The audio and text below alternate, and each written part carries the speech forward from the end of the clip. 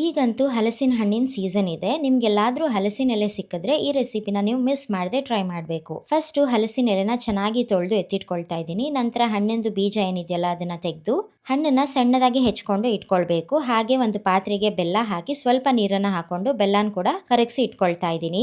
ಈಗ ಪ್ಯಾನ್ಗೆ ತುಪ್ಪ, ಸಣ್ಣದಾಗಿ ಹೆಚ್ಚಿರುವಂತ ಹಲಸಿನ ಹಣ್ಣನ್ನ ಹಾಕಿ ಮೆತ್ತಗಾಗೋವರೆಗೂ ಇದನ್ನ ಚೆನ್ನಾಗಿ ಫ್ರೈ ಮಾಡ್ಕೊಂಡು ಅದಕ್ಕೆ ಕರ್ಗಿರುವಂತ ಬೆಲ್ಲನ ಹಾಕಿ ಬೆಲ್ಲದ ಪಾಕ ಬರೋವರೆಗೂ ಇದನ್ನ ಚೆನ್ನಾಗಿ ಕುದಿಸ್ಕೊಳ್ಬೇಕು.